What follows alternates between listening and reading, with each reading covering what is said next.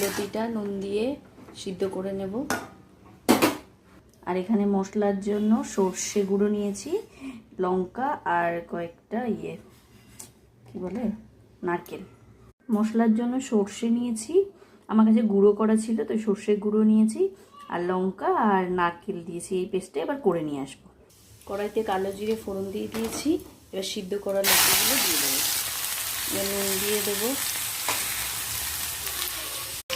আর হলুদ দিয়ে দেবো।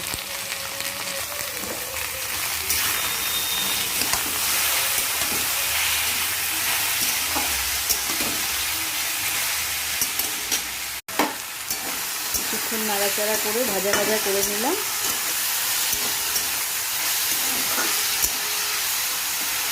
এবার এর মধ্যে আমি মশলাটা দিয়ে দেবো।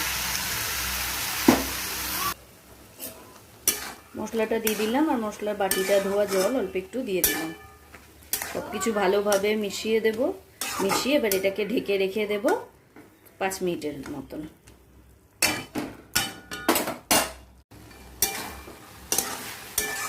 এটা ভালোভাবে মশলার সাথে মিক্স হয়ে গেছে। এবার আমি নামানোর আগে এটার মধ্যে চিনি দিয়ে দেব। এটা একটু ঝাল ঝাল মিষ্টি মিষ্টি, এটা খেতে খুব ভাল লাগে। আর নিরামিষভাবে এটা করা, এটা নিরামিষের দিনে তো আর কোনো কথাই হবে না, এতটাই ভালো লাগে। ব্যাস, আমাদের নিরামিষ কচুরলতি একদম রেডি হয়ে গেল।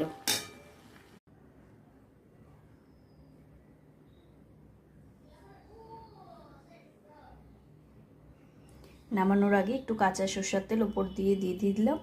ব্যাস, আরও খেতে সুন্দর হয়ে যায় এটা। Thank you.